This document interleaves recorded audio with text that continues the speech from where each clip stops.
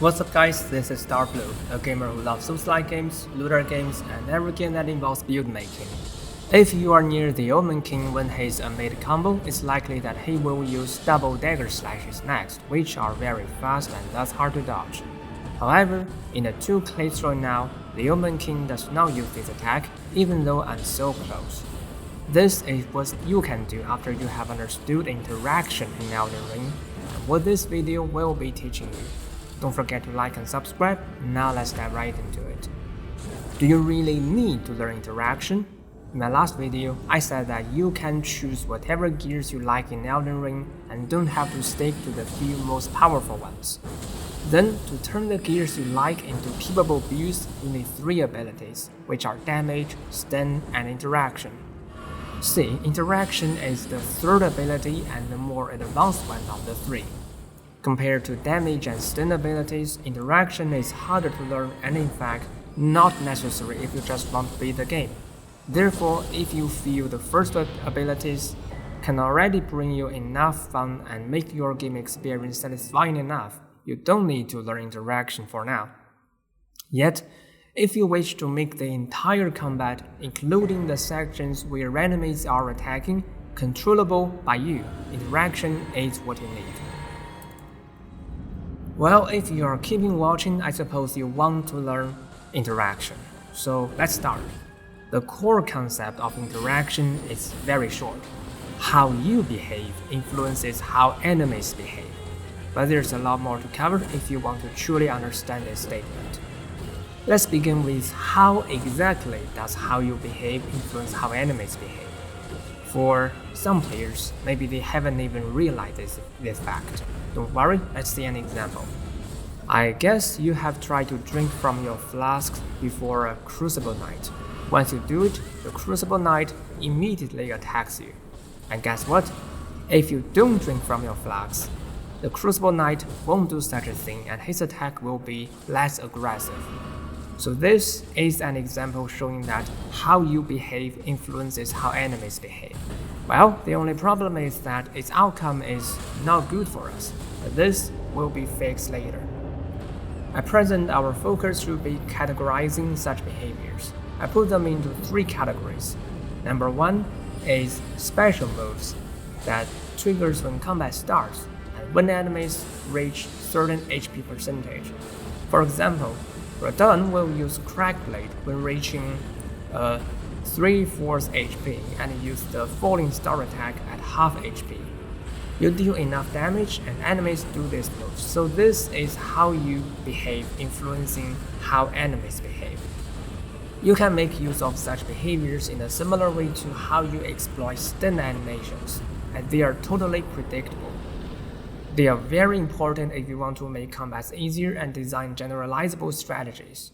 I won't spend more time on such special moves only because they are easy to understand, and I need to focus on more difficult stuff. I'm not implying that you can ignore the value of special moves in practice. Well then, let's check out the second category, combo starters, which are triggered when enemies are in free states instead of a made combo. If you use flasks or other similar consumables, enemies tend to punish you. If you use range attacks, enemies tend to dodge. You can regard punishing moves and dodging moves as a complete combo, so they are combo starters. Punishing and dodging moves can be stably triggered, but they are hard to exploit. To our advantage, there's another combo starter. For example, if you stay right behind the Omen King, he will use a special backward attack with his tail. Such moves can possibly be turned into our advantage, but they cannot be stably triggered. All in all, combo starters are generally useless to our goal. To truly find a way to turn enemy moves into our tools, we need to go into the 3rd type of how you behave influencing how enemies behave. Combo transitioners.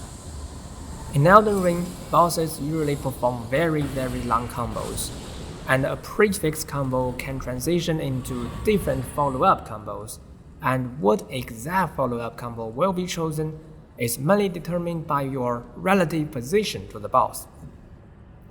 So again, this is how you behave influencing how enemies behave. For example, the quick double slash move with the light dagger is only triggered after vertical strike prefix comboed, and only when you are in front of the Omen King. And in this clip, I intentionally moved to one side of the Omen King, thus making him transition into combo terminal instead. Another example is a double X slash prefix combo of Shadow Godfrey. If you are in front of him, there will be 2 follow-up hits, but moving behind him can immediately terminate this combo. The 2 examples confirm that you can determine how enemies transition their combos by moving into specific positions, thus putting the entire combat under your control. But how can we turn such control into our advantages? Generally, our principle is as follows.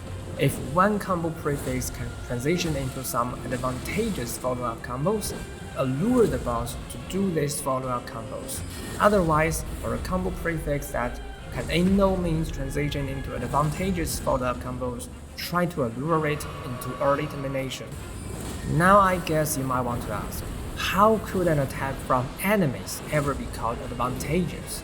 Well, it's related to what you can do after you dodge this attack. If you simply roll to dodge this attack, it's not advantageous. You consume some stamina and the window for you to attack back is quite short. But there are cases where you can do much more than this. Some attacks from the enemies have very long pre- or post-attack animation, giving you a very long window to attack. Such attacks are clearly more advantageous than regular ones. Some attacks can be dodged without rolling. You can walk or run out of its hitbox, such as how I dodged the vertical strike of the Omen King.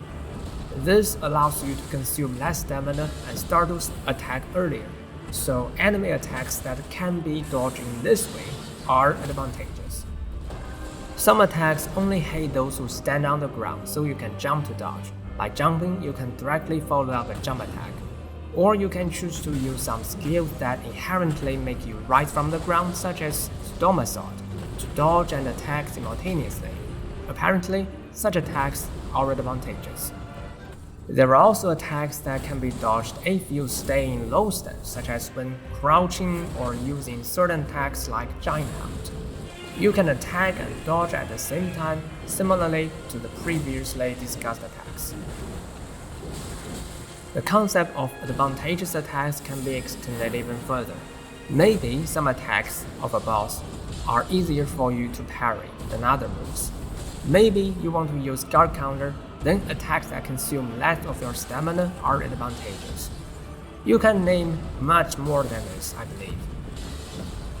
Now that we have seen many examples of advantageous attack, I think the principle has now become more clear for you. If a combo prefix can be turned into advantageous follow-up combos, make it so.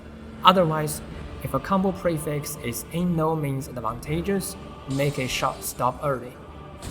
The entire picture is now clear.